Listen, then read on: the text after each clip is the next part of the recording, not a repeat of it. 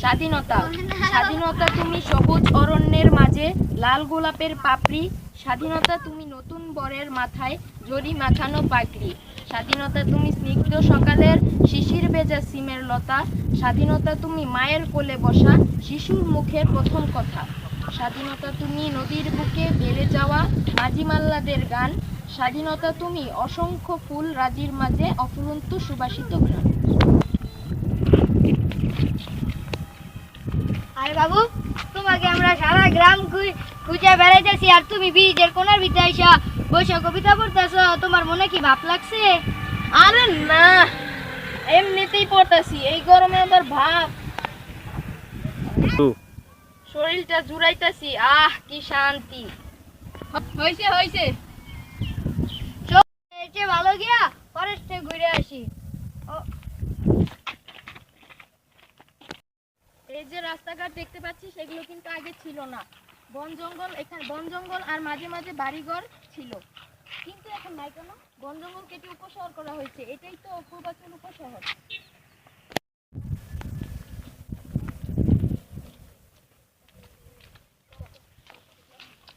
আমরা হেঁটে হেঁটে এসে পড়েছি 25 নম্বর সেক্টর ফরেস্টের ভিতরে। চল চল যাই, চল ঘুরে আসি। জঙ্গলটা কত ভালো দেখি, এখানে অনেক ফলগুলো পাওয়া যায়। ও এটা কি গাছ? এটাই তো গজারি গাছ। হ্যাঁ, এটাই তো গজারি গাছ। আরে বাবু, এটা কি গাছ বলা হয়? এই যে এই ফলগুলোকে এটাকে বুলডানি বলা হয়। আম কাঁঠালও এখানে অন্যান্য গাছও ছিল ফলের। চলো চলো চলো আমরা এটার পুকুরে সামনে যাই। দেখতে পাচ্ছ পুকুর আছে। এই পুকুর যাও। এই যে পুকুরটি দেখতে পাচ্ছ, এই পুকুরটি খুবই গভীর ছিল এবং এক সময় এখানে অনেক মাছও পাওয়া যেত।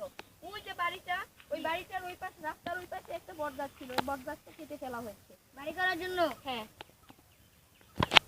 এই এলাকায় অনেক ফরেস্ট আছে। চলো আমরা অন্য ফরেস্টে ঘুরে আসি। চলো।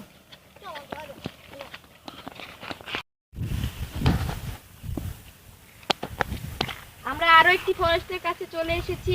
আর ফরেস্টের ওই পাশে একটি বড় পুকুর ছিল।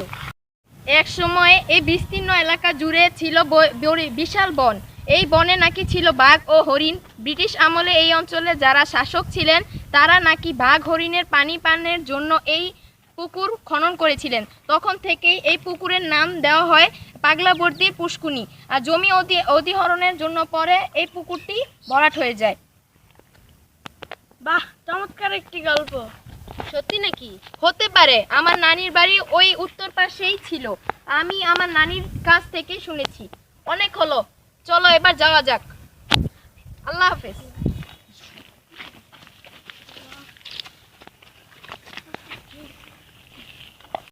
আমরা একটি নাটিকা উপস্থাপন করলাম। আমাদের নাটিকাটি যদি আপনাদের ভালো লাগে তাহলে আমাদের চ্যানেলকে সাবস্ক্রাইব করে দিবেন এবং পাশে থাকা বেল বাটনটিকে ক্লিক করে দেবেন আর আমাদের চ্যানেলকে লাইক করে দিবেন।